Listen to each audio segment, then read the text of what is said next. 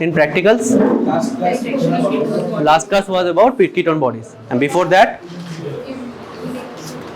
heat coagulation and salicylic acid test for protein, and before that Benedict test for reducing sugar.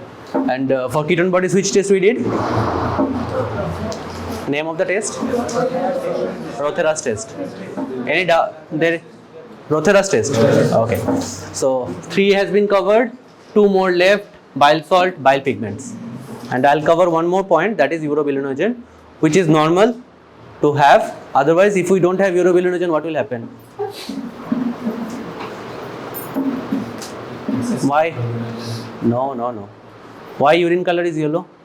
Urobilin. Because of the presence of urobilin. Okay. Not urobilinogen per se. In some books they mention urobilinogen, but basically urobilinogen divides into 3 parts. One is stercobilin, one is urobilin. I'll come into it. So I'll be covering bile salts and bile pigments. Now to start, before I start the topic, do anybody have idea what is bile? From where it comes? Yeah, it is produced in the liver, stored in the gallbladder. Whenever the body requires, it gets released from the gallbladder, sometimes from the liver as well. What is the function of the bile salts and the bile pigments? Yeah, absorption of the fat and metabolism of the fat as well to some extent. Now, bile salts and bile pigments. Basically, bile contains 2 particles. Okay, one is salts, another one is the pigments. Now, among the pigments, there are 2 main pigments that you have to know. One is the bilirubin, another one is the biliverdin. Okay, these 2 are the pigments. Okay, so that you have a clear idea what are the pigments and what are the salts. Pigments are bilirubin and biliverdin, and bile salts are sodium and the potassium salt of the glycocolic acid and the taurocholate acid. Now, this glycocolic acid and taurocholate acid are there in our body. It binds with the sodium and the potassium salts, and then after that it forms sodium glycocholate, sodium taurocholate, or potassium glycocholate, potassium taurocholate, something like that. So these are the salts that is there. Now among these, the sodium glycocholate and the sodium taurocholate, these 2 are the commonly found bile salts that is there in our body. Okay. Now let's start the topic. So this is liver. Anatomy organ is not covered yet, but yeah, just so you know, this is the left lobe of the liver, right lobe of the liver. Over here you can see some shadow, right? See this shadow. So this is the gallbladder which is there. Okay. These 2 are the hepatic ducts which is coming. Then from here the cystic duct is coming, and then ultimately forms the common bile duct. Okay. So this opens into the duodenum. This part is the duodenum. This is our stomach. First part of the duodenum, second part of the duodenum, third part and fourth part of the duodenum. That's all. And the duodenum continues with jejunum and ileum. Okay. Fine. Now, introduction. The bile salts are the sodium and the potassium salts of the taurocholate acid and the glycocolic acid that I have already mentioned right now. Now, their functions are to what? To help in the digestion and absorption of the fats, and they get excreted in the urine in obstructive jaundice. Now, anybody has any idea what is obstructive jaundice? To understand that, first you have to understand what is jaundice. What is jaundice? How will understand someone is having jaundice? Yellowish discoloration of the skin and the sclera and all these things. Why this jaundice happens? Because of the raised level of bilirubin. When this bilirubin level is increased more than this normal level, we get the jaundice. Now there are different types of jaundice. One is the, over here that is mentioned, is the obstructive jaundice. What happens in obstructive jaundice? Let's say this is our liver. Okay, and this is the hepatic duct, this is the gallbladder, and this is the common bile duct which is opening into the second part of the duodenum. Okay, now let's say some stone is blocking this part. Okay, some stone is there. We usually hear about the gallstones. People are having gallbladder stone in the gallbladder, and we have to cut the gallbladder and we have to put stump into it. Now let's say patient had stones over here, but because of some reason one stone got dislodged from here and it blocked this part. Okay, now this part is blocked. If this would have been blocked, what would have happened? The bile could have came through here, normally. This gallbladder would have been blocked. There would have been some symptoms of jaundice, but that would have been mild. Okay, but because of this obstruction of the common bile duct, what is happening now? From the liver, the biles are coming, bile salts, bile pigment, everything is coming, but can't cross it right now. Okay, now there is this bile salt and bile pigments. Bile pigments are generally water insoluble, but bile salts are water soluble.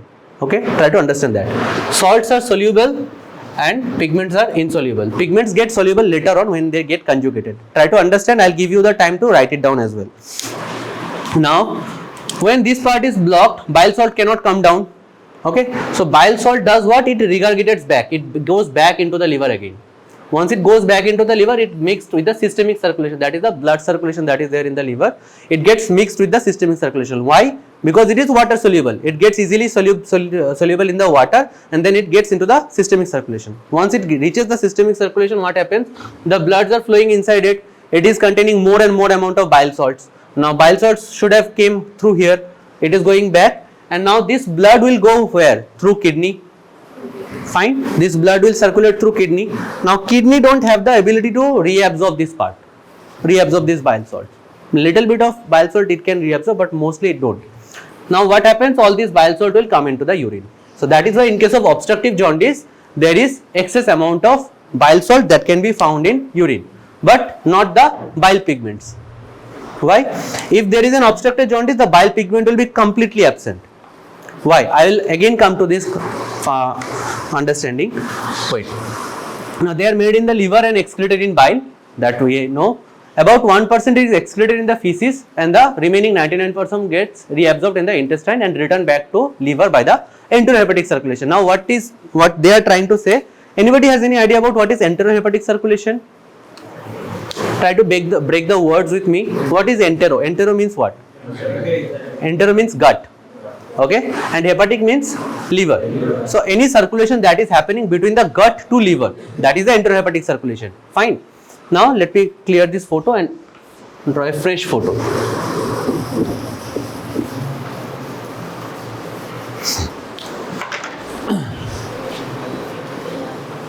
Don't talk.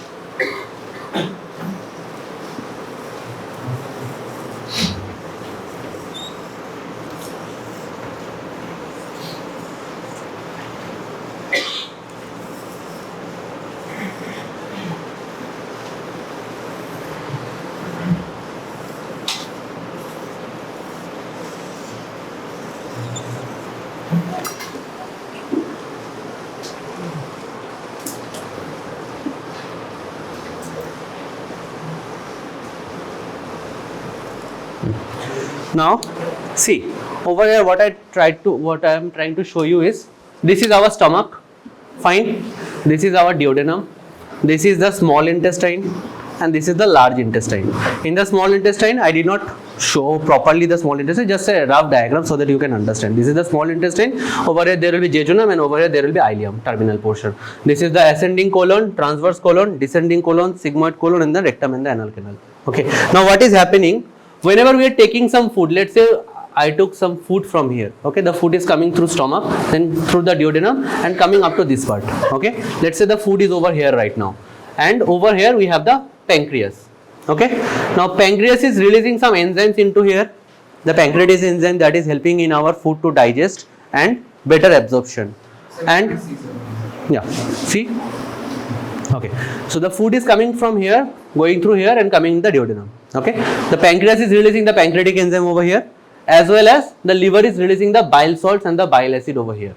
Okay, now all these things are getting mixed up, and the food particles forms a micelle. That is a mixture of all this portion. Micelle is in detail, we will be taught in the physiology classes. Now this micelle comes down through here, and in this process, when it's come through the jejunum and the ileum, they get absorbed. All the nutrient particles get absorbed by the enterocyte. Enterocytes are the cells that is present in the walls of the jejunum and the ileum. They are absorbing the nutrients from the intestine. Okay, most of the nutrients are getting absorbed from the terminal ileum. This is a terminal portion, the end portion of the ileum. Okay, and this is the colon, initiation of the colon and the terminal portion of the ileum. From this part, most of the nutrients gets absorbed, but that doesn't mean that from the jejunum and from duodenum these are not getting absorbed. These are getting absorbed from there as well, but most from the ileum. Once they are getting absorbed from there, all these nutrients which is getting absorbed from here, they will reach the venous circulation. Okay, the veins are collecting all these nutrients. Once these veins are collecting all these nutrients, they will send it to the greater tributaries, the greater branches of the veins. Then ultimately they will reach into the portal vein. Okay, once it reaches into the portal vein, this portal vein will ultimately drain into the liver. So this is how the food particle is coming down, mixing up with the biles and the bile salts and the bile pigments, and the pancreatic enzyme helps in the digestion. The nutrients come below, and then from here these are getting reabsorbed. Now from here 99% of the bile salts are getting reabsorbed back, and 1%, that one remaining percent, is coming out through the stool.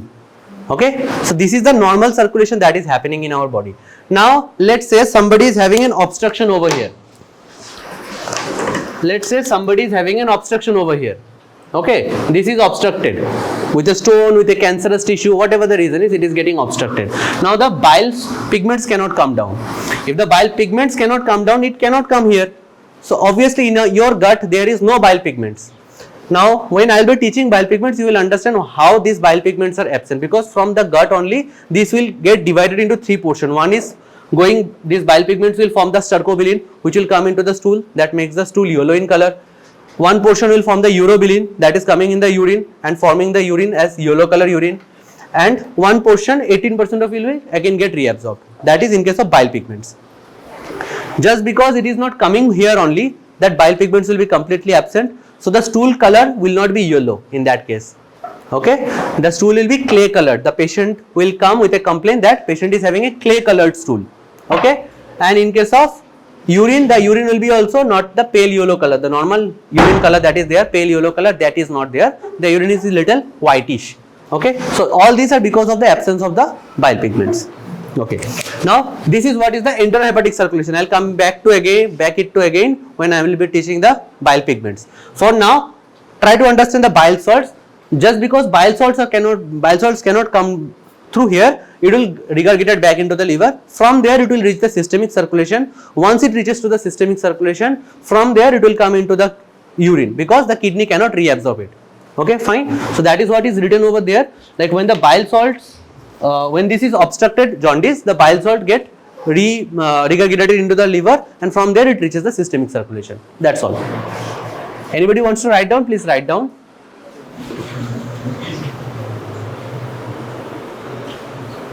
Anybody has any doubt regarding enterohepatic circulation? Everybody understood? The enterohepatic circulation, any doubt from here? No, right? Okay, please write it down. Yeah. What is taurocholate? Taurocholate is the acid that is already there in our body. There is two acid. One is taurocholate acid, another one is the glycocolic acid. That is there in our body. These two acid does what? These two acid binds with the sodium and the potassium, and then they form the sodium taurocholate or sodium glycocholate. As well as they can form the potassium glycocholate and potassium taurocholate as well. And these are the salts. These are the bile salt. Example of the bile salt. If somebody is asking you, tell me some names of the bile salts, then you have to answer sodium taurocholate and sodium glycocholate.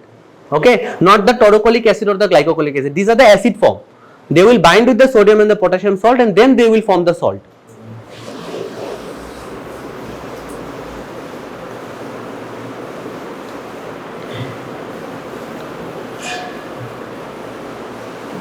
Let me know when you people are done with writing.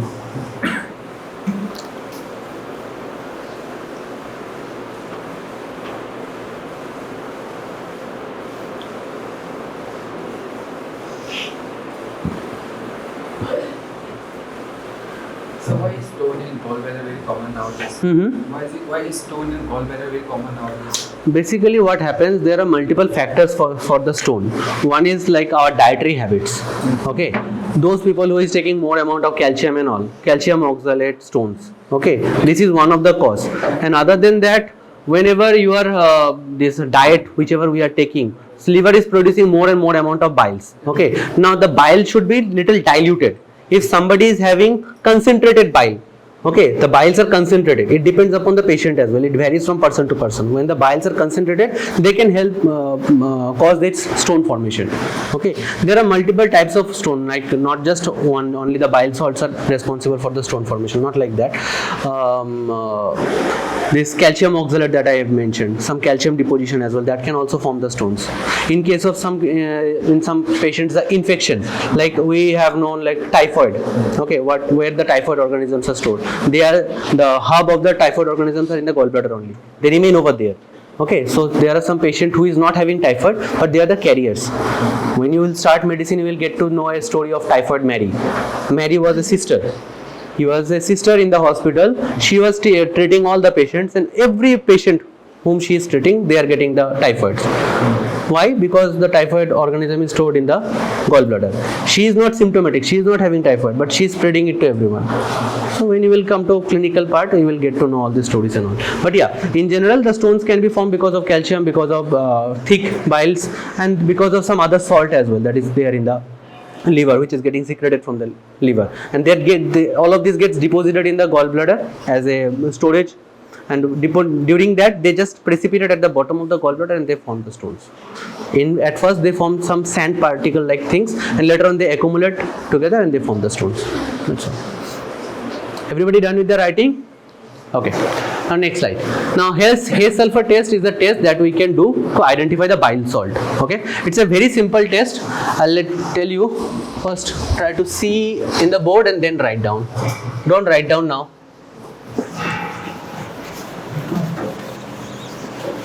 Till now, whatever test we were doing with one test tube only, right? Like we are taking a test tube, we are taking the sample, we are adding all the reagent that we think like we have to add, we are adding the reagent, and after that either we are heating or we are just seeing the color change, and that's what the result is coming. But over here in Hayes sulfur test, we have to take one control as well. Let's say this is one test tube and this is another test tube. Okay. Now the first test tube we have to take distilled water into it. Okay. In the second test tube we have to take the urine sample. Okay. How much we have to take? That's the first question. That 3/4 of the test tube, up to this much. Okay, this much of the test tube. This much you have to fill up with distilled water, and in the another test tube you have to fill up with the urine sample. You have taken. Now you have to do what? You have to sprinkle some amount of sulfur powder. Let's say these are some sulfur powder. You have to sprinkle. Okay, large amount of sulfur you cannot use. You have to just sprinkle little bit of sulfur. You put it from here, you put it from here. Now what happens in case of distilled water? The sulfur will float over here. Okay, and in case of urine, the sulfur will sink. If the urine contains bile salts, then only the sulfur will sink. Why? Bile salt does what? Bile salt reduces the surface tension of the urine. Now anybody has any idea what is surface tension? The force applied on a specified length on the test tube. Liquid orange want to reduce its area. No. Force applied by the fluid on the test tube. No.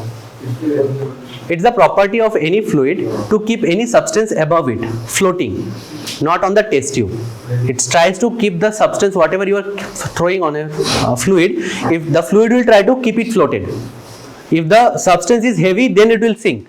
If the substance is light or the substance is putting the pressure on the fluid which is less than the surface tension of the fluid, then it will float.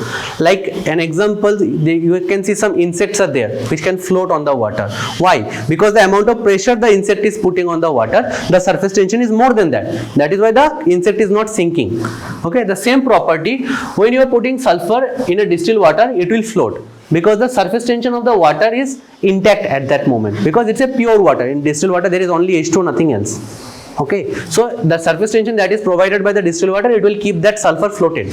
But in case of urine, when there is bile salt will reduce the surface tension of the urine, and when the surface tension is reduced, this sulfur will sink immediately. As soon as you add the sulfur, it will sink. Okay, now the question comes, what is the importance of using distilled water? If I take a test tube which is filled up to 3/4 with the urine sample, and I am adding the sulfur, and if it sinks, that means it contains bile salt. If it doesn't sink, then it doesn't contain bile salt. What is the point of using distilled water? Why we are using distilled water? To compare with what? To compare what? If the sulfur is proper. Okay, how will you understand? If it does not sink in distilled water, if it sinks in distilled water. Let's say it sinks in distilled water also. You have given the sulfur over here and it also sank. Then what does that indicate? What will it mean? Sulfur is defective. What can be the defect? Yeah, you are correct. Tell me, what can be the defect? Impurities. Sulfur impurities, yeah, impurities. That is the moisture. If we do not preserve the sulfur and the sulfur is not dried enough, if the sulfur contains moisture, let's say it contains 1% moisture. So this is little bit wet, and that dry sulfur is having less weight as compared to the moist sulfur, and because of that, that sulfur will also sink. So to understand whether the sulfur is pure or not, we are using the distilled water, not to compare with the urine sample. There is no connection between the urine sample and the distilled water. We are using the distilled water to understand the sulfur that we are using, whether that is good or not, that is good enough or not. If that sulfur also sinks, that means there is a defect in the sulfur and you have to change the sulfur. You cannot comment on depending upon, let's say the urine sample does not contain bile salt only, and you have used that defective sulfur in the urine sample and it sank, and you are saying that the bile salts are present, but you are giving a false result to it. Okay, so that is why we are using the distilled water. Now, can anybody tell me why 3/4 of the test tube is filled up? Why not half, or why not 1/4? We can do it with this much as well, 1/4 and 2/4, half of the test tube we can fill it and we can do the test.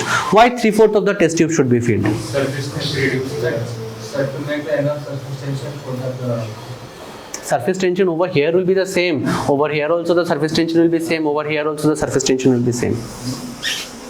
It's not with the surface tension. You see, if you are throwing sulfur from here, how much space it is covering? This much distance. Okay, 1/4 of the test tube. If let's say you have taken this much sample, and how much distance the sulfur will cross? 3/4. So because this distance sulfur is covering, because of the velocity that is provided by the gravity, the sulfur will immediately sank down. Okay, because this space is there. The more the space, the more velocity it will get as soon as you throw it. Okay, because of the gravity. Once this gets the gravitational force, it will sank down. Okay, so that is why we are using 3/4 of the test tube. Not exactly 3/4, approximate 3/4, so that the space is less. Okay, so that it can get the chance to float at least. But if there is bile salt in the urine, even if you are using the 3/4 of the test tube, as soon as you add the sulfur, it will fall. Okay. Now, why pinch of sulfur? If you add more amount of sulfur, the sulfur mass will be more. If the weight of the sulfur is more, again it will sink. Okay, so that is why you cannot use large quantity of sulfur, like 1 gram, 2 gram, you cannot use that much also. Just a pinch of sulfur you have to sprinkle above it, and that's all. Once you are doing the test, do not shake the test tube. Once you are adding the sulfur, do not shake the test tube. If you shake the test tube, it will eventually fall. You cannot shake the test tube as well. Okay, so these are some precautions that you have to measure when you are doing the test. Otherwise the test is very simple test, nothing much to do actually over here. Now see, let the principle see. Bile salts reduces the surface tension of the urine, that I have mentioned already, which can be detected by the sinking of the sulfur powder in the urine. Okay, so if the urine contains two of the salts are there, I gave the examples like sodium taurocholate or sodium glycocholate. If these salts are there, they will reduce the surface tension of the urine and the sulfur powder will sink at the bottom of the test tube. Now what is the procedure? Take 2 test tubes, fill 3/4 of each of the test tube with distilled water and urine respectively, and sprinkle a small amount of finely powdered sulfur on the surface of the distilled water as well as the urine in both the test tube. If it contains the bile salts, then it will sink. If it is not containing the bile salt, it will not sink. Okay, so you can write it down if you people want to write. Now what are the observation and precaution that we can see? Observation is sulfur powder sinks rapidly in the urine containing the bile salts and do not sink in the test tube which is containing the distilled water, which I have already mentioned. The same thing is written over there that you can see in the observation. Now some precautions that you have to check when you are doing the test, that is, do not shake the test tube, let them stand for few minutes, otherwise false results are produced. Obviously sulfur is lightweight. If you put it on the distilled water and you are shaking the test tube, obviously it will sink and it will give you the false result. Do not use excess amount of sulfur, otherwise it will settle down because of its mass. Because of the excess weight of the sulfur, it will fall. And use the fresh sulfur so that it is moisture free. Always try to use dry, properly preserved sulfur which is moisture free. If it is with moisture, it will again sink and it will give you a false result. Okay. Now there is one preservative, that is thymol, that we can use to preserve the urine sample. If you all remember, in the first class I told you, like, to preserve urine we can use thymol, chloroform, some byproducts are there that we can preserve the urine with. So if you are using thymol as a preservative in the urine sample, that can also give you a false result. Okay, yeah, come. So over here there is an image that you can see. This one was containing the distilled water and this one was the urine sample which was containing the bile salt. As soon as you added the sulfur powder, it is just floating over here. But when you added the sulfur powder in the urine sample, it sank at the bottom of the test tube. It's a simple test, but try to remember the questions. Why 3/4 is filled up? Why it should be moisture free? Why distilled water is used as a control? These are the questions that can be asked. Test is very easy to do actually. Is the portion clear to you that when we are using the bile salt are not being able to come out and they are getting back into the liver, right? This portion is clear, right? Okay. Now the clinical significance. Now over here it is written that they get regurgitated into the systemic circulation in the hepatic and the post-hepatic jaundice.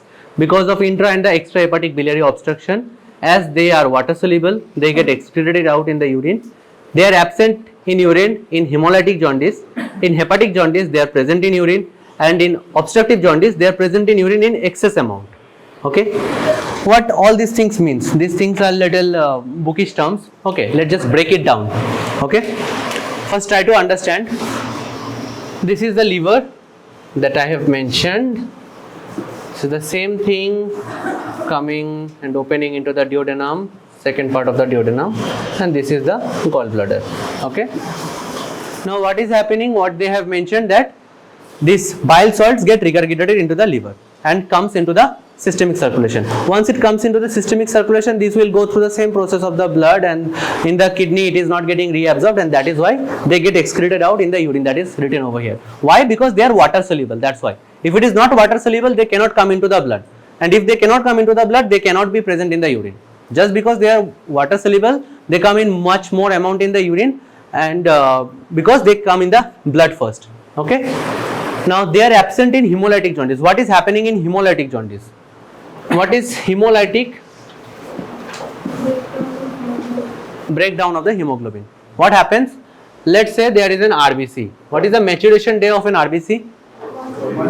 120 days. After 120 days, RBC will get broken down into hemoglobin. RBC will get destroyed and they will release the hemoglobin. Okay. Where will this process will take place? In the reticuloendothelial system, in the spleen as well as in the reticuloendothelial system. Okay. Now this hemoglobin will again break down and form what? One is the heme particle, another is the globin particle. Okay. Now the heme particle will form what? First it will form biliverdin. Okay. And the biliverdin will get converted into bilirubin.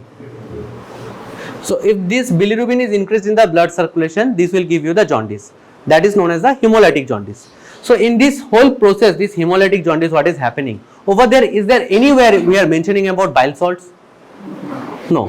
So there is no point of bile salt coming into the systemic circulation and presenting into the urine. Fine. Bile salt is maintaining its own track. That's why in hemolytic jaundice, the bile salt is absent in urine. There is no question of bile salts. Okay. But in case of hepatic jaundice, what is happening? Now hepatic jaundice is what? The jaundice is because of some pathology in the liver. Hemolytic jaundice pathology was in the hemoglobin because of the breakdown of the hemoglobin. Hepatic jaundice, the pathology is in the liver. What can happen to the liver? The common conditions, that is like cirrhosis of liver because of alcoholic patient who is chronic alcoholic. Okay, they can have cirrhosis of liver or acute liver disease, acute liver injury or hepatitis, whatever the pathologies are. Because of the pathology, the liver is getting damaged. The hepatocytes are getting damaged. If the hepatocytes are getting damaged, do you think that the bile salt which is coming back from the intestine, they will get properly reabsorbed by the liver? No, they will not get reabsorbed. So some bit of bile salt will come back into the circulation. Okay, so that is why some bit of bile salt will be present in the urine in case of hepatic jaundice.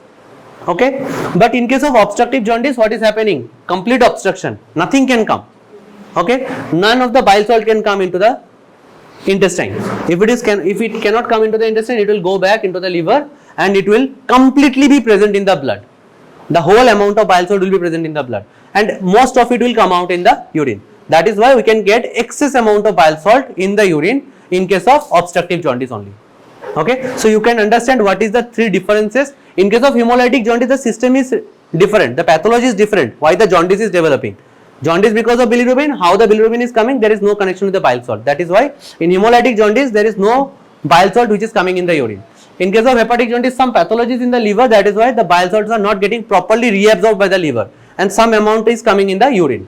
And in case of obstructive jaundice, everything is going back into the liver and getting into the blood circulation. When it is going into the blood circulation, the blood is coming into the kidney for filtration, and in that process, kidney cannot filter it out properly, and the biles are coming out in much amount in the urine. Fine. Anybody has any doubts in this? No, right? Okay. Okay, you can write it down if you want. Sir, Yeah.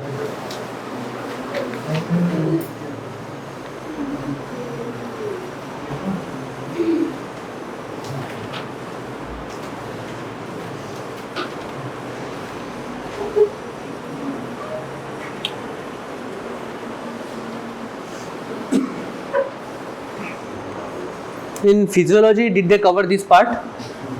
This process?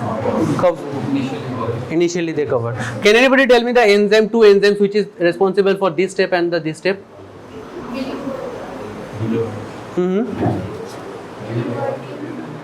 Biliverdin. Which step? Over here or over here? Two enzymes are responsible. One enzyme is causing this heme to biliverdin conversion. Another enzyme is responsible from biliverdin to bilirubin conversion. Over here the enzyme is heme oxidase. Okay, and over here it is biliverdin reductase. Okay.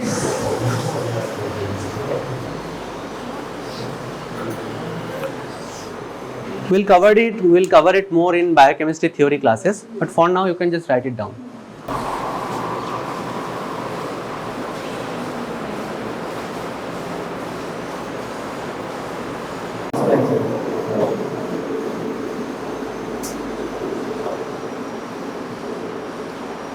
Why we are doing this test? To assess the liver function. Basically, if the liver is working properly or not, if there is any obstruction or not. These are the things we can get to know.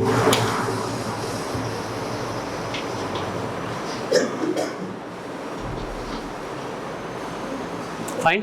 Done? Done, right? Okay. Now, test for bile pigments.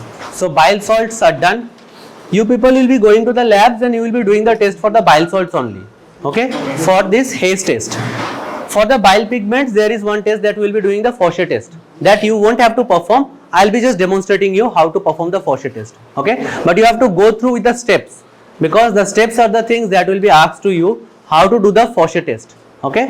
You have to know the steps. You have to understand what is happening in the test. But you don't have to perform it. You have to perform 4 tests in your exam as well. What are the 4 tests? First is the Benedict test for the reducing sugar. Second is either you can do the heat coagulation or the salicylic acid test for the protein. Third is Rotheras test for the ketone bodies, and the fourth is the haze sulfur test for the bile salts. Up to this much you have to perform. Rest of the things you have to know the theories. Okay? What we are doing in the test, how we are doing the test, that these are the things that you have to know. Okay? Yeah. Practical protein, for protein, how many tests you must write? How many? Tests. You can write salicylic acid as well because you have done it. Whichever you have done it, you have to write it. And whatever was only taught not in practical, that also need to write. Which one, to be precise? After heat coagulation test, there was Sulfur salicylic acid test. You have done it, right? So you have to write that much as well. more 2 tests were There, that was only theoretically, like salting out, and the other tests were there.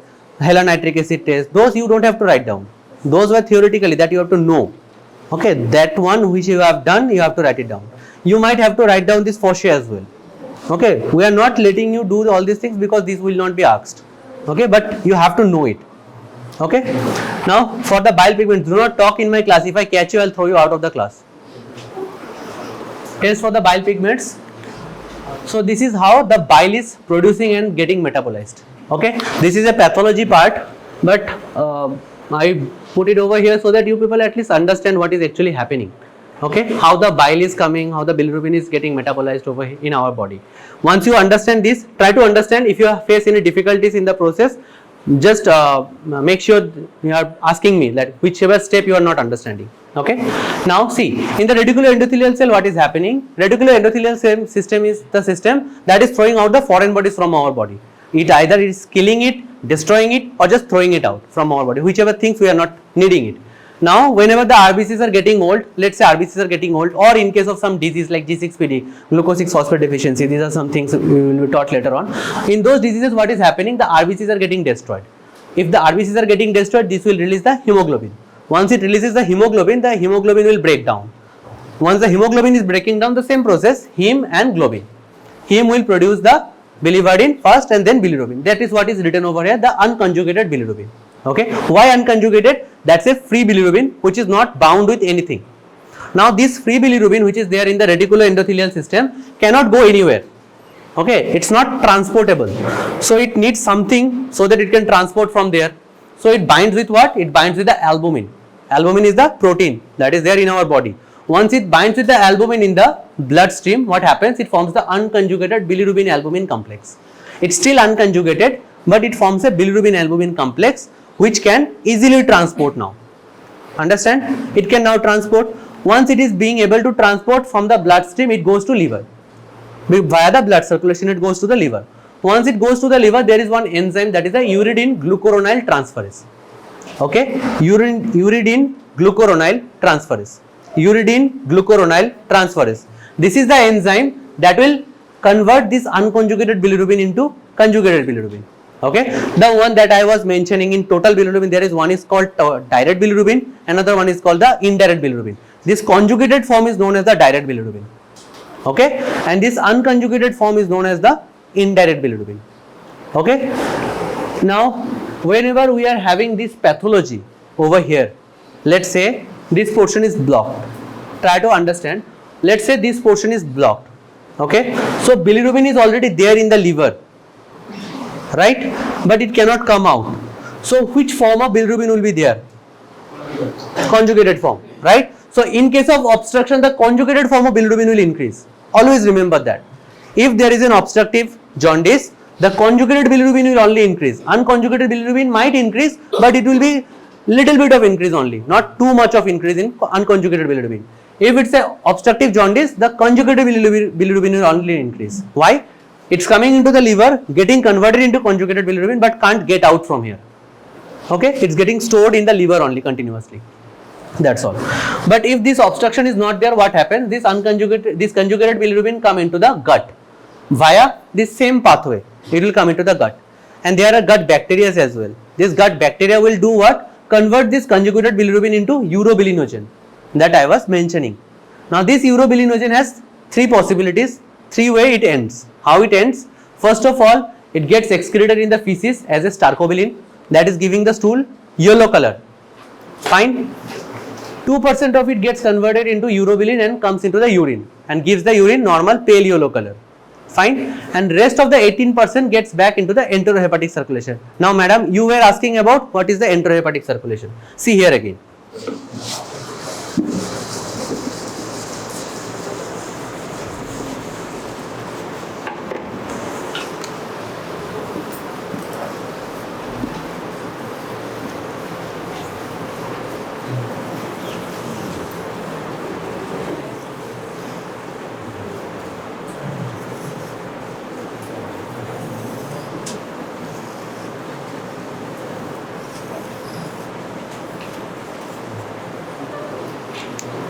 Okay. What is happening? What is enterohepatic circulation? Entero means what? Entero means gut. Where is the gut? This is our gut system. Okay. And hepatic means this is our hepatic system. Fine. So the circulation that is happening from gut to liver, that is the enterohepatic circulation. Okay. So whenever you are taking the food is coming through this pathway, going through the stomach, then to the duodenum. Once it comes to the duodenum over here, the bile is coming from here. Okay, bile salts and bile pigments, everything is coming from here. Let's say the obstruction is not there and it is coming and meeting with all these foods, mixing up with the food. Okay, from here there is a pancreas. Pancreatic enzyme is also coming from here. It's also mixing with the food. Now pancreatic enzyme will help in digestion of the carbohydrate, protein, fat, everything. Okay. Other than that, salivas are there, that is coming from the mouth, from the stomach, the HCl is coming. Everything is helping in the digestion of the food. Once the food is getting digested, this will come through the small intestine. Okay. In that process, these are getting absorbed. Okay. And bulk of it is getting absorbed from the terminal ileum. Okay. You can see, right? If you can see, you can stand up and see. Okay. From here it is getting absorbed. Now all these nutrients, they have to reach liver. Okay, all these nutrients have to reach liver, and these nutrients are reached with what? The food particles that we have taken, as well as the bile salts and the pigment that has came, because these are all mixed up, right? So 99% of these bile salts and the bile pigments are going back from here to liver via portal veins. Okay, so this circulation that is happening from the terminal portion of ileum to the liver, this is the enterohepatic circulation from gut to liver. Understood? So the same thing happens with the bile salt as well, same thing is happening with the bile pigments as well. But in case of bile salt, what was there? It was water soluble. So because of that, when there was the complete obstruction, bile salt was going back. Okay, but in case of bile pigments, the bilirubin is not easily water soluble. It gets water soluble only when it becomes converted into the conjugated bilirubin. Before that, it is not water soluble. So it cannot go back also. It cannot come out only. So if it cannot come out, do you think that urobilinogen will be present in case of obstructed jaundice? Do you think? Try to understand. My question is, if there is an obstruction, do you think that urobilinogen that I am mentioning over here in the gut, there will be urobilinogen? Do you think urobilinogen will be there in case of obstructed jaundice? No. Obviously, because it cannot come out only. It cannot come out, how will be there? So that is why in case of obstructive jaundice, urobilinogen will be completely absent. Okay? If the urobilinogen is absent, what will happen? If the urobilinogen is absent, the stercobilin will not be there. Right? Because urobilinogen is not there. Stercobilin will not be there, urobilin will not be there, and the enterohepatic circulation will not be there only. Because this is only not there. Okay? If stercobilin is not there, then the stool color will be yellow. Yellow? No. What color it will be? It will be pale color. That is known as the clay color stool. Any liver patient who is having this obstructed jaundice, they will come with a clay color stool. Anybody has any idea how clay looks? Those who are doing with the pottery things. Okay? Clay, like little ashen color. Sticky ash color stool, that will be the complaint of the patient, like, sir, my stool is clay colored or it is not yellow. Okay, the urine will also lose its normal pale yellow color. Urine also will not have the color. Why? The urine color is because of urobilin. Okay, because of this obstruction, all this will be, everything will be colorless. Fine. And enterohepatic circulation, if it is not there, nothing will go back. Fine, only the nutrients will go back. Other than that, none of the urobilinogen will go back because it is not coming. So that's all. Anybody has any difficulties in understanding these steps? Anyone? So unconjugated bilirubin means it is free bilirubin. It is a free bilirubin. That is, let's say hemoglobin has broken down and bilirubin is formed. It is unconjugated bilirubin right now. Okay. Now it cannot move anywhere. It have to bind with albumin so that it can move. It will bind with albumin. It will form bilirubin-albumin complex. It is still unconjugated. Okay, it is still unconjugated, but now it can move at least. Once it is able to move, it will go to liver. In the liver, what will happen? There is one enzyme, that is a uridine glucuronide transferase, that will convert the unconjugated bilirubin into conjugated bilirubin. Once this conjugated bilirubin is done, this will come into the secretion in this through this bile duct. Okay, now this conjugated bilirubin come into the intestine, help in the digestion of the fats and all the other foodstuffs, and after that everything will get reabsorbed via the enterohepatic circulation. That is a normal process. But because of obstruction, this will not come into the gut. If this is not coming in the gut, urobilinogen will not be there, and clay colored stool, pale urine, these will all be the symptoms of the patient. Fine? Sir, can you please repeat why urobilinogen would be there in obstructive jaundice? Let's say this part is blocked. Okay. There is two things called, one is the bile salt, another one is the bile pigment. Salt can go back, pigment cannot go back. Why? This is not water soluble, so it cannot go back, and it cannot come back down also. So it is there inside it, inside the liver only. And we can see in the blood picture the conjugated bilirubin is increasing gradually. If you take the blood sample, it is there in the blood and it is constantly increasing because it cannot come out. Fine. So if the bile pigment cannot come out, the gut bacteria will not be able to convert this bile pigment into urobilinogen. What is there? Gut bacteria is converting the conjugated bilirubin into urobilinogen. So if it is not coming to the gut, obviously the bacteria won't be having the conjugated bilirubin only. How will it convert? Understood? Yeah. Anybody wants to write it down, can write it down, or you can skip as well if you can remember. Should I skip? Okay.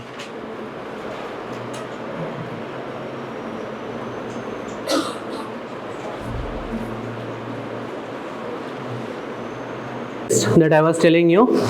Posture test is the test that we are doing to identify the bile pigments, whether the bile pigments are there in the urine or not. Okay. Now principle, it is little bookish term. First let's see what they have written. Barium chloride reacts with the sulfate radicals in the urine to form barium sulfate. Bilirubin, if present, it adheres to the precipitate and is detected by the oxidation of bilirubin, which is yellow in color, and converts into biliverdin, which is green in color, with ferric chloride in presence of the trichloroacetic acid. Tell me, anybody who have understood this? Anyone? No. Okay, I guessed so. No one will understand. Okay. We will again break the principle to understand what is actually happening over here.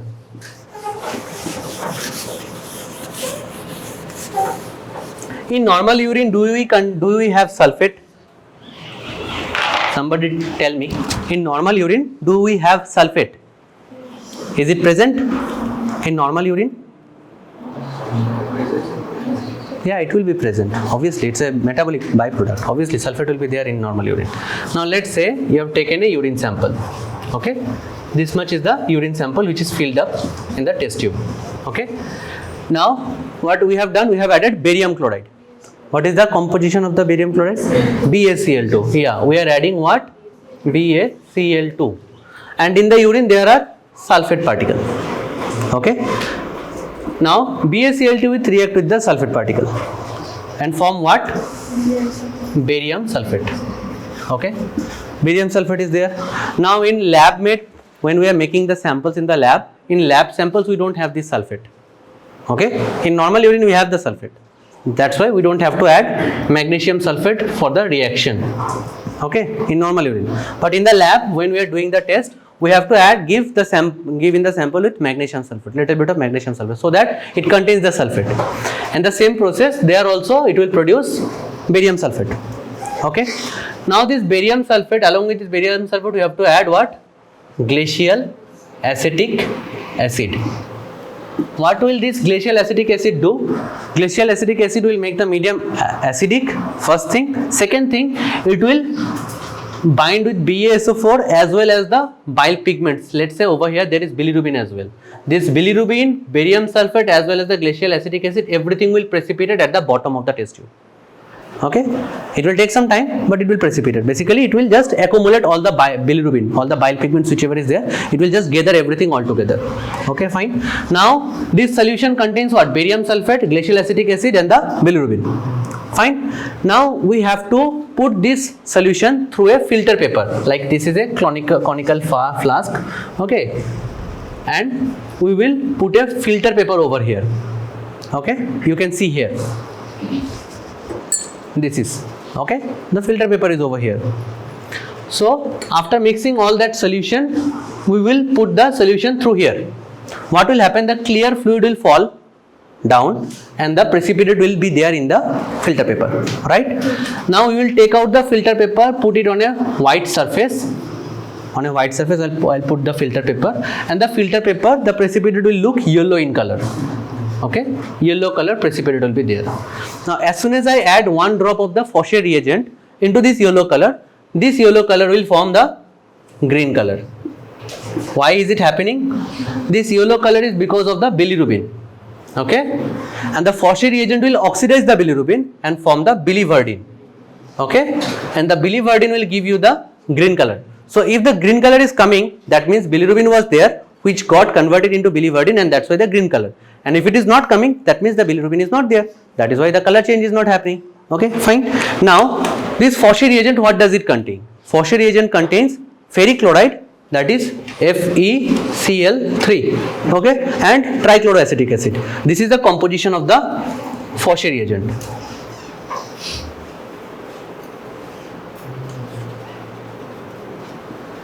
Okay, now again read the line. The principle, whatever is mentioned. Now try to understand. Barium chloride reacts with the sulfate radicals. Where is the sulfate radical? In the urine. Present. Reacting with the sulfate radical, what is it forming? Barium sulfate. Form the barium sulfate. Now bilirubin if present, if there is bilirubin we are suspecting, it will adhere with the precipitate, whatever the precipitate that is forming, the barium sulfate precipitate. Okay, and glacial acetic acid we are adding so that it can accumulate everything and provide the acidic medium. Once it accumulates, it will adhere with the precipitate and then detected by the oxidation. Oxidation is done by the Faucher reagent. And oxidation causing what? From the converting the bilirubin into biliverdin in presence of Fauchet reagent. That is the Fauchet reagent. Fauchet reagent composition is ferric chloride in presence of trichloroacetic acid. Understood? Okay. So this is what was written in the principle. To break down, people might not ask you about the principle, but they will definitely ask you what is happening in the test. Okay. So if you understand this much part, I think it will be easier for you to explain as well what is happening. First, you are taking the urine sample, adding barium chloride into it. The barium chloride will react with the sulfate particle, forms the barium sulfate, which will form the precipitate. Then we are adding glacial acetic acid into it. The glacial acetic acid along with the barium sulfate, along with the bilirubin, it will accumulate and form a precipitate. We will filter it out. The precipitate will be there in the filter paper and the clear fluid will fall down. We will take out the filter paper from there. We will add 1 drop of Fauchet reagent into it. As soon as we add the Fauchet reagent, the yellow color will convert into green color, which is the conversion of the bilirubin to biliverdin. That will confirm the presence of the bilirubin in the urine sample. Fine. Anybody has any difficulties in the principle and understanding? No. Okay. How much to take the urine sample? No, not 3/4. 3/4 is for bile salt. For bile pigment, you all are done with this? Okay. This is reagent, okay, the Fauchet reagent which is containing the ferric chloride as well as the trichloroacetic acid and the barium chloride that we are using. Nothing to write down from here. Okay, these are the steps. Okay, repeat with me. How much to take urine sample? 5 ml. Let me take. You people can write down that by that time as well.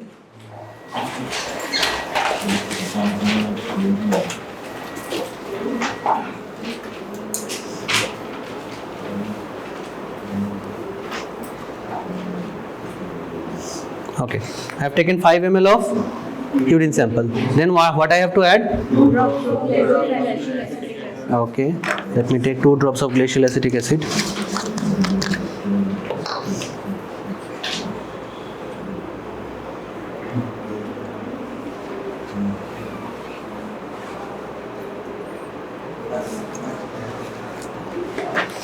Okay, I have added 2 drops of glacial acetic acid into it. Fine. Now I have to add what into it?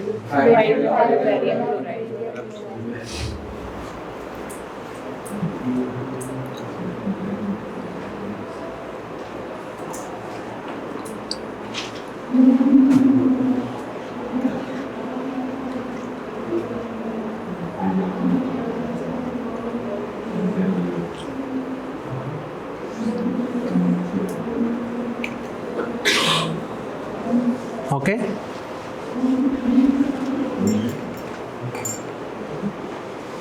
The solution is here.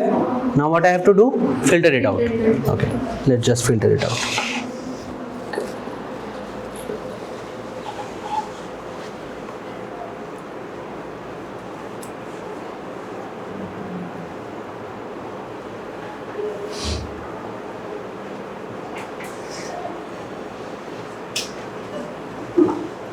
Okay, it will take some time. Let it get filtered out completely. By that time, let us continue with our discussion.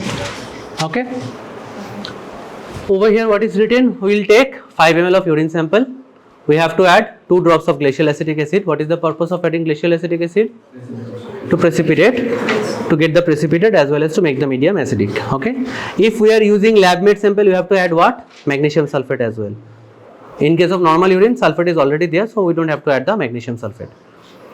Now add 5 ml of barium chloride into it. What will happen with if we are adding barium chloride? It will react with the sulfur particle which is present in the urine and form the barium sulfate precipitate. Okay. Now then we have to filter it out. Okay. Once the filtration is done, we'll get the precipitate on the filter paper. Once we are getting the filter paper, we have to add 1 drop of Fauchet reagent into it. What is the composition of the Fauchet reagent? Acetic acid and ferric chloride. Okay. So once we are adding it, if there is bilirubin, the bilirubin get oxidized into biliverdin and it will get the green color that you can see over here. This was the yellow color bilirubin. After adding the Fauchet reagent, it gets converted into the biliverdin, which is the greenish color. Okay, you might not get the exact green, but you will get a greenish tinge. Okay, done with writing? Yes. Okay, now in our recent days we all know about the dry chemistry, right? What is dry chemistry? Yeah, we are using the chemicals, the strips which is already coated with some chemicals, which chemicals will react with the particular substance that we are looking for. If that substance is there in the sample, this chemical particle, that the strip is coated with, it will react with that particle and give some color changes, and depending upon the color changes we can approximately say how much amount of that substance is there. Let's say over here we are talking about bilirubin, so the strip will be coated with 2,4-dichloroaniline. Okay, the strips are coated with this chemical. Once this chemical comes in contact with the bilirubin, what will happen? In the acidic medium it will form the azobilirubin. Okay, and the azobilirubin is the thing that will give all these different shades of colors depending upon the concentration of the bilirubin. But there is a catch: in this test you can only measure the direct bilirubin, that is the conjugated form of the bilirubin. You cannot measure the unconjugated form of bilirubin. Let's say some patient is having hemolytic disorder. Okay, in case of hemolytic disorder, obviously they will have jaundice. Okay, because the bloods are getting lysed up. Let's say for an easy example, you have given, somebody is having A positive blood, you have given A negative blood to the patient. The patient will obviously have hemolysis, and because of the hemolysis, patient will develop jaundice as well. But that jaundice is because of unconjugated bilirubin, which is because of the breaking down of the hemoglobin, which is not yet conjugated now. Okay, so because of that you cannot measure that jaundice with this strip test. You can measure the jaundice only where there is a direct bilirubin which is increasing. Okay, this is one limitation of this test. This test can tell you if there is jaundice, but only in case of direct bilirubin. Okay. So two questions can be asked. One is the chemical which is coated in the strip, which chemical it is coated with, and the second thing, what is the particle, ultimate product that is giving you the color, that is the azobilirubin. Okay. Now see, ma'am has told you there are some terminologies which is commonly used in our medical field. If there is anything which is ending with amia, means presence in the blood. Anything ending with urea means presence in the urine, and anything with cis means in the systemic circulation. Okay. Now over here also the same thing. If the bilirubin is present in the blood, we call it hyperbilirubinemia. If it is present in the urine, then it is hyperbilirubinuria. Now there are some conditions when you can get the hyperbilirubinuria. Our today's topic is presence of bilirubin in the urine, not in the blood. So we are not discussing about the blood. So where we can get the bilirubinuria? Okay. Anybody has any idea? Some bit of idea you should have by now when you can get the bilirubinuria. Jaundice. Jaundice is the condition that you are seeing, but reason behind jaundice? Jaundice is not a disease. Due to increase in bilirubin in blood. That is jaundice. Yeah. Hepatitis. Hepatitis, yes. Hepatitis, that is the inflammation of the hepatocytes. Okay. It can be any pathology. It can be infective, like viral infection like hepatitis A, B, C, D, E, all are there. Okay. That can cause hepatitis. Okay. Somebody can get hepatitis because of acute alcoholic. Okay. Somebody is taking alcohol for a prolonged period, for 20 years, 30 years. They are getting cirrhosis of liver. Any other liver pathologies. Okay, these all can give you jaundice. Let's say somebody is going with a bike, they are riding the bike at 200 km/h, they had an accident, got injury in the liver, and they are now having the liver inflammation. Hepatocytes are getting inflamed. That can also lead to jaundice. Okay, these are all the causes, some examples. So any liver pathology, liver disease, liver cirrhosis, hepatitis, obstruction of the biliary tract that I was mentioning, if there is obstruction, whether it is a partial or complete. What is partial obstruction? What is partial obstruction and what is complete obstruction?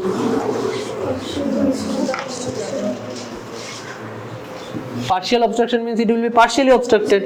If it is complete obstruction means it will be completely obstructed. Sorry. Let's say there is stone in the gallbladder. Okay, this is the liver, this is the gallbladder, and there are some stones. Okay, multiple stones are there in the gallbladder. Now one stone came over here and it blocked partially. Some bit of space is there. Okay, so if the bile can trickle down from here, that is a partial obstruction. Let's say two stone came out and blocked it completely, that is a complete obstruction. Okay, as simple as that. So obstruction in the biliary tract can also cause this, and drug induced. What are the drugs? There are some drugs that we are using like NSAIDs, OCPs, like oral contraceptive pills that females use. Those drugs can also cause liver injury. Okay, any drug that we are using which is causing injury to the hepatocytes or to the liver, that can cause bilirubinuria. Obviously that will increase the level of bilirubin in the circulation, which will come into urine. Okay. So over here there are some pictures that you can understand. This is the healthy liver, how it will look like. Okay, and this is how the cirrhotic liver will look like. Okay, and this is obstruction. Here I was already mentioning about the stones. Okay, stone is not the only sole and only responsible cause for the obstruction. It can be some cancer as well. Let's say over here in this case, probably the patient is having some cancer in the peripancreatic region. Okay, when you will be covering the anatomy, you will know there are some things called this duct, ampulla of Vater, and the pancreatic duct which is opening, periampullary carcinoma. Basically in this region, if there is any cancer in the second part and the third part of the duodenum or the pancreas, it will cause what? The cancer mass will grow and it will block the common bile duct. If it is obstructing the common bile duct, nothing will come out from the duct, and that will cause the obstructive jaundice. Fine? Okay. Anybody has any doubts? Okay. Now, test for urobilinogen. We have mentioned when the conjugated bilirubin is coming into the gut bacteria are converting the conjugated bilirubin into urobilinogen. So, this is the urobilinogen that we are checking for. This test you have to know the name of the test that we are performing and how we are doing the test and what is the significance of the test. That's all. Okay. Nothing much in detail because these are not getting asked commonly. But yeah, if you are not being able to tell the name of the test and what we are doing in the test, then it's a drawback for you only. Okay, so you have to know the name of the test, what we are doing for the test. Anybody has any idea which test are we doing? I have shown the name of the test in my first class where I was taking reducing sugar. All the test, Ehrlich test. Okay, Ehrlich test was the test that we are doing for the urobilinogen. Over there I was just mentioning the names, right? I did not explain anything. I was just explaining only about the reducing sugar, but the name was there. So Ehrlich test we are doing for the urobilinogen. See this image. Do you remember this image? Do you remember this image from the slides? Anyone, if you have gone through the slide that was already given to you in the first class. Now we are not giving the slides, but before that we gave you the slides. Anybody gone through those slides? Then you can remember this image at least. It was there in the slide. Only the name and the image. Yeah, only the name and the image. And over there this image was also there. Ehrlich test. Okay. What we are doing in the Ehrlich test, there is urobilinogen gives pink color with para-diethyl aminobenzaldehyde in an acidic medium. Normally the fresh voided urine gives the pink color. So if there is pink color which is appearing, that means urobilinogen is present. If the pink color is not coming, means urobilinogen is not present. Fine. Now if what we have to do in the procedure, first you have to take 5 ml of urine, add 5 ml of Ehrlich reagent into it, and then you have to wait for 10 minutes. Then again you have to add 10 ml of sodium acetate into it. If the development of pink color, that means urobilinogen is present. There is one more product that can give the same test positive, that is known as the porphobilinogen. Okay, urobilinogen and porphobilinogen. These are the two things that can give this test positive. What you have to know from this test? First of all, urobilinogen gives pink color because of what? Because of this para-diethyl aminobenzaldehyde. Okay, this one name you have to remember. I am just marking out what you have to remember. Para-diethyl aminobenzaldehyde. That this is one thing you have to remember. Second thing, what are the steps? Take 5 ml of urine, add 5 ml of Ehrlich reagent into it, wait for 10 minutes, add 10 ml of sodium acetate into it, and there will be pink color. If it comes, then yeah. Acidic or acidic? Acetic. Acidic medium. It will be acidic, I guess. Yeah, it will be acidic medium. Acidic. Acidic medium, not acetic. It's a typing error.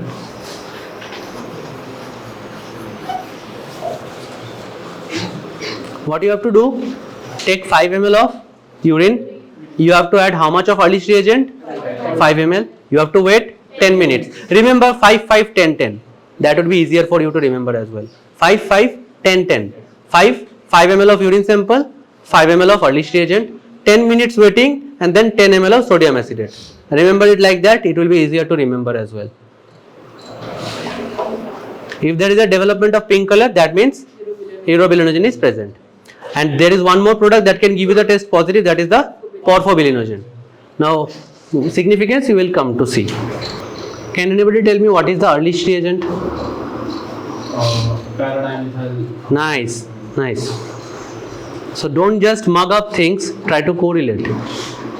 I mentioned over there that paradimethyl aminobenzaldehyde, that is the early reagent, and it is in combination with HCl, that is giving the acidic medium. Okay, so that is the early reagent. Now clinical interpretation, what happens? If the urobilinogen is increased in urine, that means it is hemolytic or hepatic jaundice. Okay, why? Why urobilinogen will increase in hemolytic and hepatic jaundice? Can anybody tell me? Urobilinogen is coming from where? Why? No, not in obstruction. In obstruction it cannot come only. Don't confuse the things. Urobilinogen is coming from liver in the gut. Okay, there is no obstruction. That is why it is coming in the gut. Once it is coming in the gut bacteria are forming the urobilinogen. Now this is increasing. Why? In hemolytic jaundice, bloods are breaking, bilirubin is forming more and more. The more bilirubin will form, more amount of urobilinogen will form. Fine. And in case of hepatic jaundice, some pathologies in the liver. Liver is having some problem. Liver tissues are not normal. They cannot reabsorb the bilirubin properly. So it is coming more in the gut and more amount of urobilinogen is produced. Okay, fine. Now it is absent in obstructive jaundice. Why? Because it cannot come down only. Nothing is coming up in the intestine. If nothing is coming, then no urobilinogen will form. I'll suggest you people, please go through this topic once you are going back to hostel today itself, because by tomorrow everything will go away from your brain. Okay, please go through this topic once at least today, by today only. Why urobilinogen is high? Somebody tell me why urobilinogen is high in case of hemolytic and hepatic jaundice? In hemolytic jaundice, the RBCs are breaking, more bilirubin has formed. Okay, you have to understand one thing, bilirubin is forming more in amount. If the bilirubin is forming more in amount, the urobilinogen will be high. But in case of obstructive jaundice, the bilirubin is producing, but it is not being able to come down. So if it is not being able to come down, the urobilinogen will be completely absent. And the pink color, that was another product which is giving the pink color, is the porphobilinogen, that you can get in porphyria. Porphyria is a medical condition, it's a skin dermatological condition that you can get, which will be taught to you in medicine. Nothing much is required for now, at least what is porphyria and all, nobody will ask you. But porphobilinogen you can get in this condition. In case somebody is asking you for a difficult question, like which is the medical condition where you can get the porphobilinogen, because in our normal body we will not get the porphobilinogen. Porphobilinogen will be there if you are having porphyria, and that porphobilinogen also will give the early test positive. Okay, done with it? Okay, please write it down. No, not right now. Let me finish the class. After that I'll give you 5 minutes of time, you can go. Can you see little bit of greenish tinge over here? Some greenish tinge. This kind of tinge only you can see. You cannot see the exact green color. Okay, but some tinge you can see. Yeah, see. Some greenish tinge, you cannot see more than that. Okay, don't expect that the exact green color like. Sole reason of this test is to make you understand that you will not get the exact green color, you will get a greenish tinge into it. Okay, and yeah, if you are doing with a proper consideration of the solution, it will be yellow and then it will turn into green. Yeah. Now question and answer.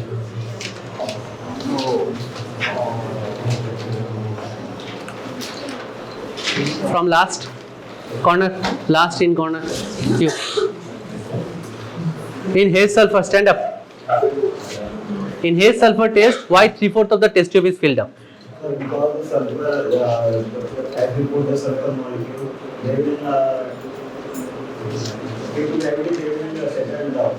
Yeah, if you are using 2/4 or 1/4 of the test tube, this will get more space in that inside the test tube, and because of that, it will fall with much more velocity and it will sink.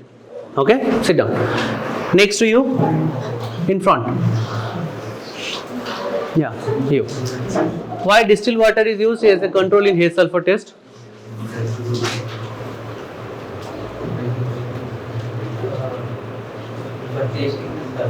Why distilled water is used as a control in the Hayes sulfur test? Nobody will speak. Yeah. To taste the sulfur. To taste sulfur for what?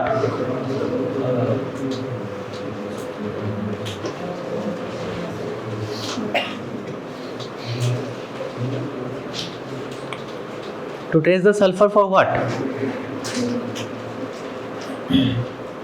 If it is containing moisture or not? Why are you testing the sulfur? What is a moist sulfur and a dry sulfur? What is the difference between a moist sulfur and a dry sulfur?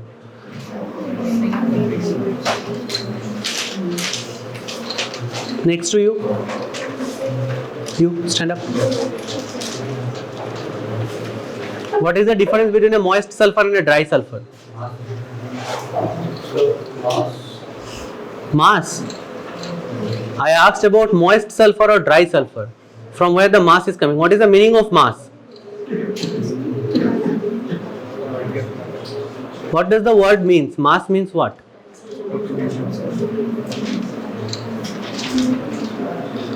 Mass means what? Amount of sulfur. Are we talking about amount of sulfur or are we talking about moist or dry sulfur? Yeah. Now what is moist and what is dry sulfur?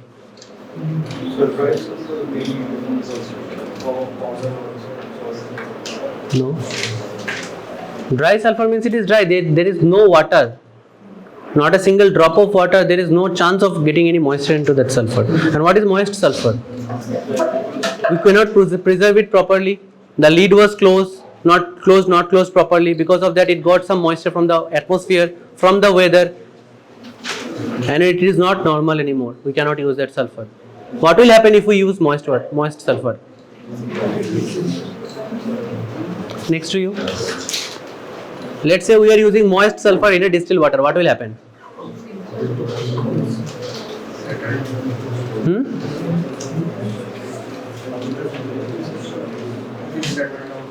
It will settle down if we are using moist sulfur.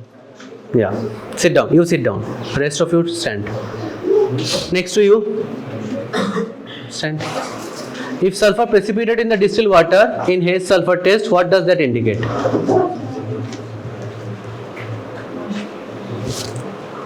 जिसको पूछा जा रहा है बस वही जवाब दे. If sulfur is precipitating in the distilled water in Hayes sulfur test, what does that indicate?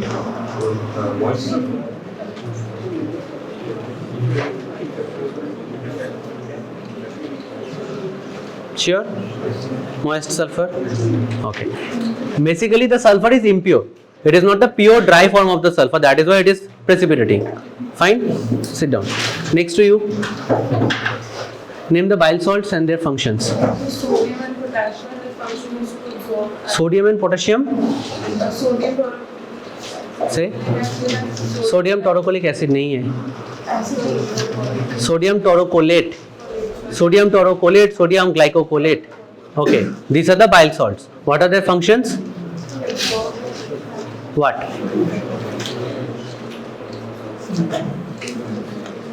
Fat. To absorb fat. Sit down. Next to you. In which disease excess amount of bile salt can be found in urine? Which type of jaundice?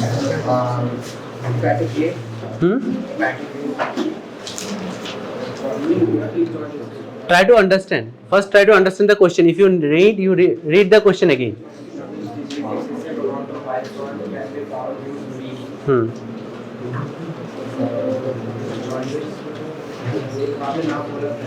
Yeah. Which type of jaundice? Bile salt क्या होता है? अगर bile salt ज़्यादा होता है तो क्या होगा?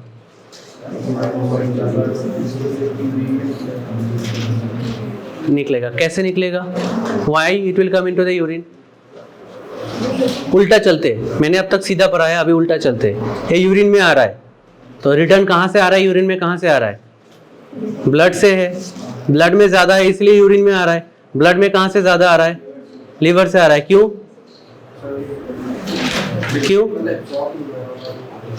नो. लीवर से सिस्टमिक सर्कुलेशन में क्यों आ रहा है? लीवर से कहाँ पे जाना चाहिए? लीवर से कहाँ पे जाना था इसको? गट पे जाना था, लेकिन जा नहीं पाया, उल्टा आ गया. तो फिर क्या है? कौन से टाइप का जॉन्डिस है?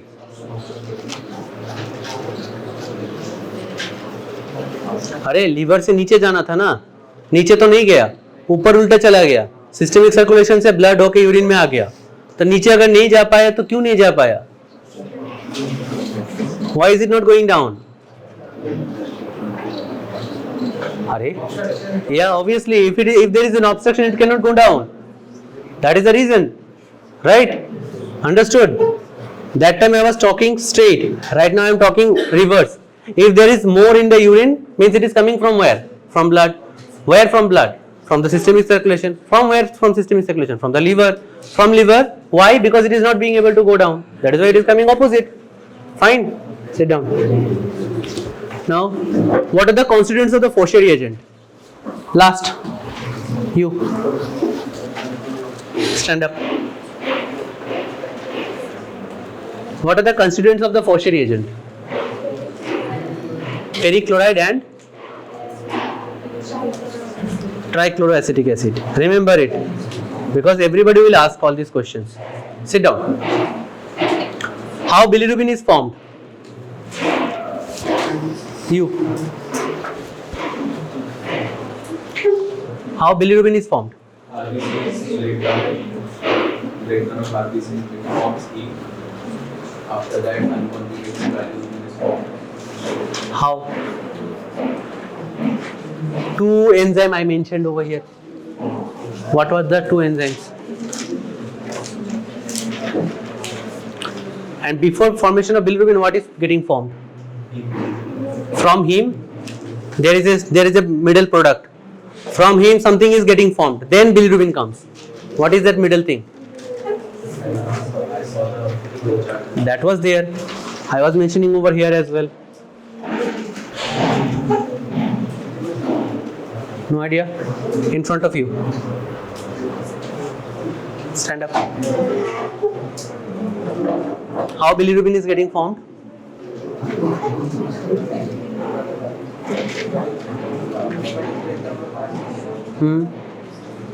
Let's say breakdown of RBC. Heme is coming, hemoglobin is coming, hemoglobin is breaking down, heme is forming, globin is forming. That much he also told. He said from heme you are getting bilirubin. I am asking, in between there is one more step. What is getting produced before bilirubin? Who can tell? Just raise your hands. See, all these people can say now. Why they can say, you cannot say?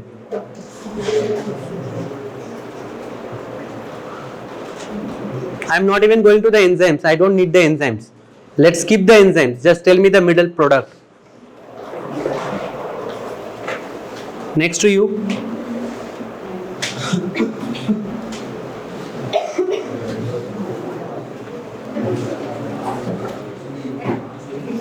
Say. No idea. Why? Why? Did not understand.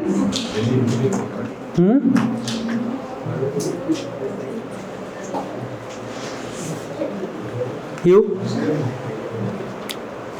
You? Yeah.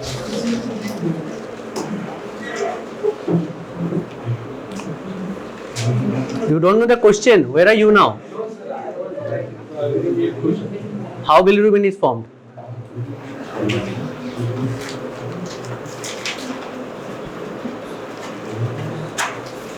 क्या कर रहे हो यार पीछे? मैं इसीलिए पूछ रहा था कि पीछे वाले समझ रहे हैं नहीं समझ रहे. आगे वाले ने अगर बता दिया ना, आगे वाले तो समझ रहे हैं मुझे पता है, लेकिन पीछे वाले क्या कर रहे हैं इसलिए मैं पूछ रहा था. पीछे वाले समझ रहे हो नहीं समझ रहे हो? नहीं समझ रहे हो तो बोलो.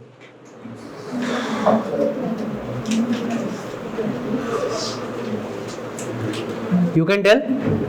Yeah? Yeah? Stand up, say. Sir, when the RBC is released, it leads to the formation of unconjugated and conjugated. Unconjugated, conjugated, everything happens in the liver. That is in the bloodstream. I am asking about only bilirubin, how it is formed. I am not talking about the metabolism, how it is moving, where is it going, nothing. I am not going into the complicated things only. I am asking you the basic thing, how bilirubin is getting formed. उसने बताया ना, RBCs are breaking down, releasing hemoglobin. Hemoglobin is breaking down, heme and globin. Heme से क्या आता है? biliverdin आता है. किसने बोला? अभी देखा. See, It's there, but still you people don't know. Okay, what is the significance of negative Ehrlich test? Absence of urobilin. What does that indicate? Obstruction in the bile duct, not in the gut. गट में obstruction होगा तो खाना नीचे नहीं जाएगा, bile का कोई problem नहीं होगा. सो गट में ऑब्स्ट्रक्शन नहीं है. ऑब्स्ट्रक्शन कहाँ पे है? बाइल डक्ट से, जहां से बाइल नीचे आ रहा है. If the obstruction in the bile duct it will not come down. Fine. Okay. No. Which protein does bilirubin bind for the transportation? Nobody will utter. You say in the middle. Albumin. Yeah. Nice. Sit down. Which bile pigment gives the green color in Faucher reagent? Faucher test. Next to you. Biliverdin gives the. And what is the color of the bilirubin? Yellow color. What is the composition of the Faucher reagent? Trichloroacetic acid. FeCl3 is ferric chloride. Okay. Don't say ferrous. Ferrous chloride formation. Any idea? Not related to the topic, but just so you know, what is the difference between ferrous and the ferric form? Ferrous is +2, ferric is +3. If +3, then Cl will be 3 as well. Okay, sit down. Okay, you all sit down. You say, you, yeah. Why stool is yellow in color? All the questions are over. Everybody is happy. Now, questions are over. Now you say out of the box. Urobilin. Okay. What is enterohepatic circulation? Just break the words for me for now. Enterohepatic circulation. The circulation is happening between what and what? Gut and hepatic means what? Liver. Between the gut and the liver. How? थोड़ा ज़्यादा हो गया. Okay. Stomach से खाना नीचे आ रहा है, उसके बाद नीचे आ रहा है डिओडेनम, जेजुनम, माइलियम तक आ रहा है. इमेजिन कर रहे हो? Just imagine the image that I have drawn. Stomach से खाना आ रहा है, डिओडेनम होके, जेजुनम, माइलियम होके नीचे आ रहा है. आईएम से खाना एब्जॉर्ब हो रहा है. From through the portal veins it is going back to the liver. That is enterohepatic circulation. Now you can see the image in front of you. सच में देख रहे हो या फिर just you can see the image? Okay, fine, sit down. Okay, anybody has any doubt from the topic? Fine. Anybody? Okay. Up to 3/4, not 2/3, 3/4. Okay, fill किया. सुनो, एक बात मैं पहले बता देता हूँ. जब तुम टेस्ट ट्यूब में सैंपल ले रहे हो, एक में यूरिन सैंपल लेना है, दूसरे में पानी लेना है, distil water. We are not having distilled water, we will fill up with the tap water. What is the drawback of using tap water? Surface tension उसकी सर उसमें इफेक्ट होगा सर. कम हो जाएगा. क्यों? क्योंकि डिस्टिल वाटर में सिर्फ पानी ही है. Only H2O is there, nothing else. In case of tap water, there are some more impurities which will reduce the surface tension of the water, and some amount of sulfur will sink over here. That is the drawback of using the tap water. So what we will do? We will fill up 3/4 of the test tube, both the test tube, and we will keep in the rack. Okay? Not in your hand. Keep the rack. Once you fill up, keep in the rack. Then you add pinch of sulfur. Do not add these boulders of sulfurs. See, these big chunks of sulfurs. Okay? Don't use that. Make it powder and just sprinkle it above it. Okay? If it is urine sample and it is containing the bile salt, it will immediately sink below. Okay? And if it is a water, then it will just float above it. Fine? Do the test. Yeah. So test positive. The result will become positive. But the test sample is not containing the bile salt. Exactly. So you should not use thymol. Okay, You should not use thymol. You shouldn't use. Yeah. Sir, floating and Precipitating. Yeah. Keep it. perfect. Yeah. Now, what is the drawback of using tap water instead of distilled water?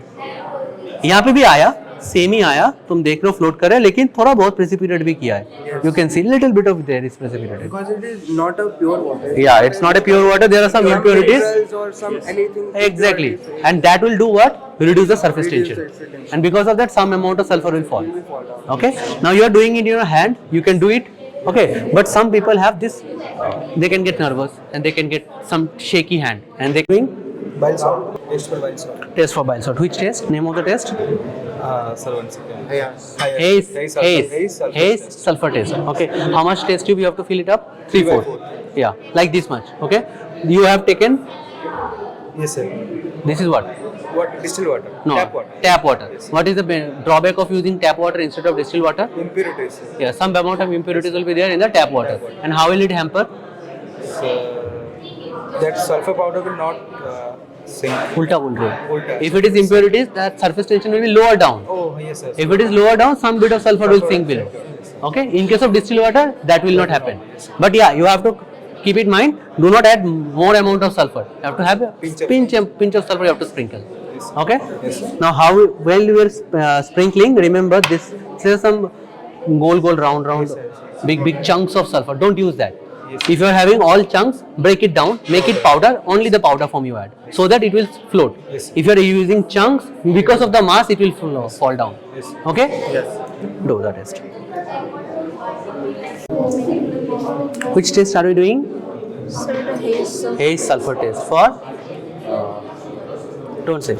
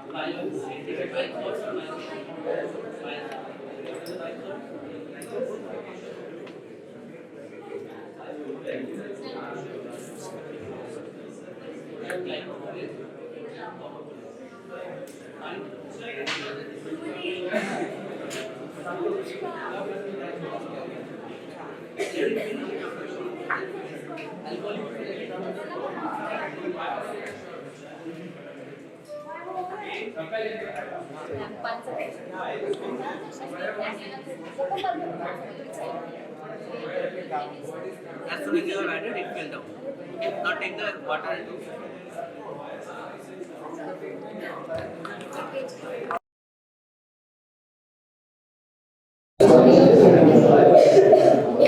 Why should we use like this?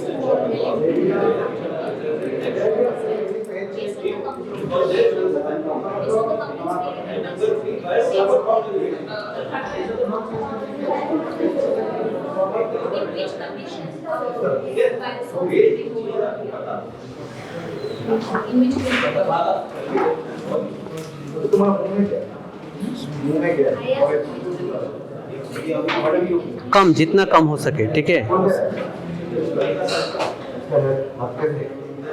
Yeah, is it sinking immediately? No, it's still floating.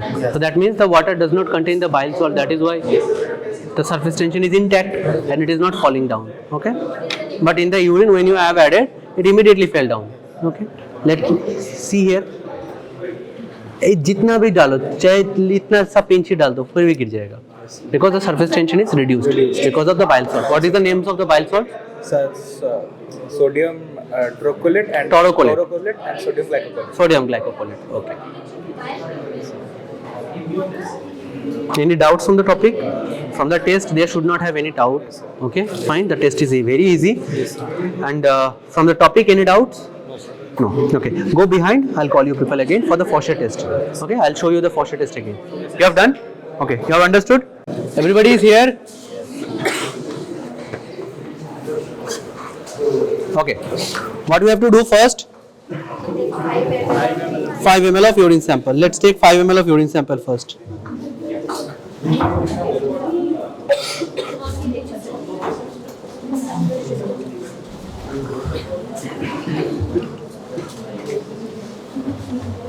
Okay, 5 ml of urine sample has been taken. Then we have to add 2 drops of glacial acetic acid, or we can add 5 ml of barium chloride, any one of it. Okay, let's take 5 ml of barium chloride into it.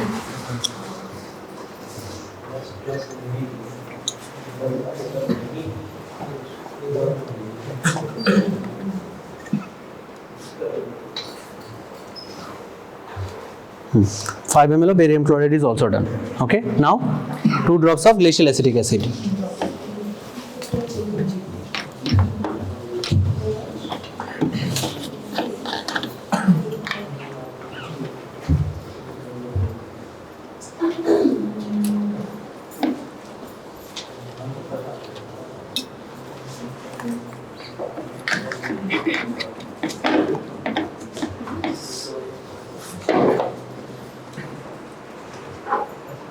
Little bit of mixture. Now we have to do what? Filter it out. Filter it out. Okay.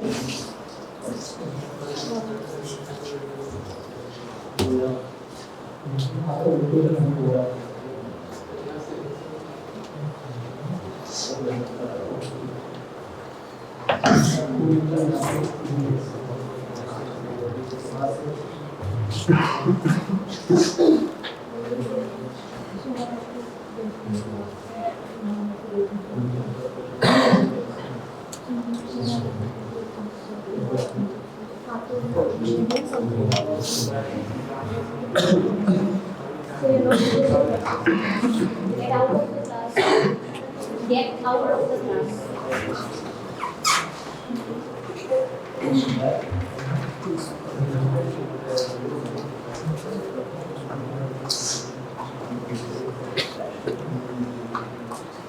After the filtration is done, what we have to do?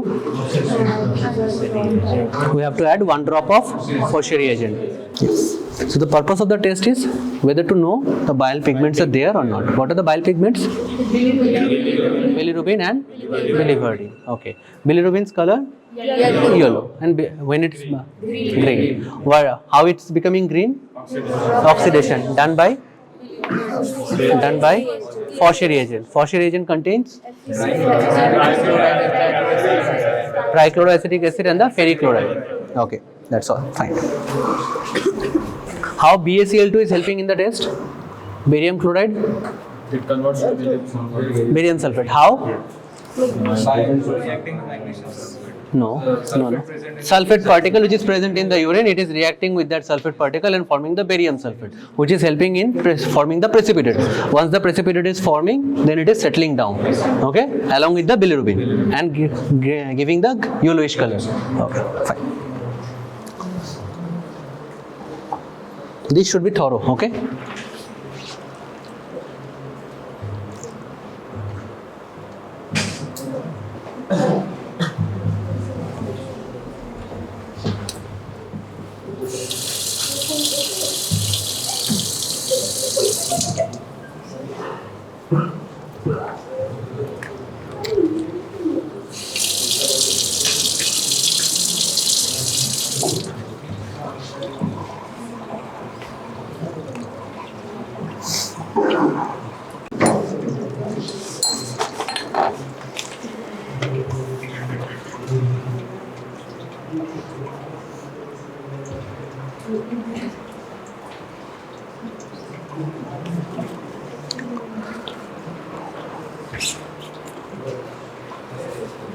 What was the earliest test about?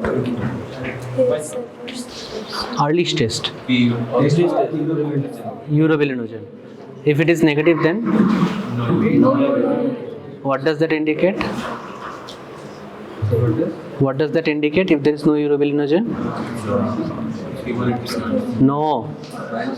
I'll bang on your head. Who said hemolytic jaundice? Hemolytic jaundice में क्या होता है?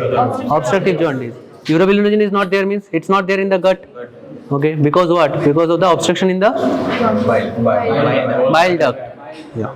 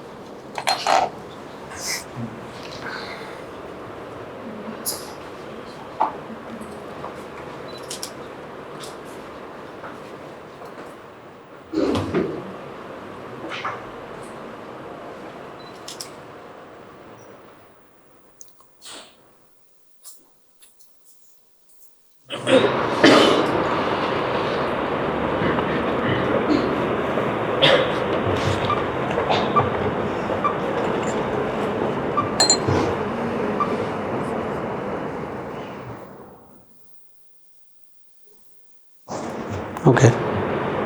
Please come forward to see the color. Is it little yellowish or little greenish? Greenish. Little already greenish because of the composition of the bile pigments. Okay. So before even before adding Faucher reagent, it is little greenish. The concentration might be more.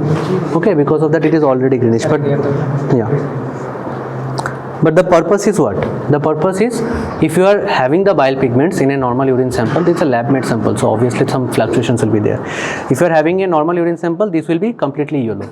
Okay. Yeah, see here. Okay, slight bit of tinge of greenish is there. Okay. Now let's see if there is any color change happening or not. In your exam, one more information from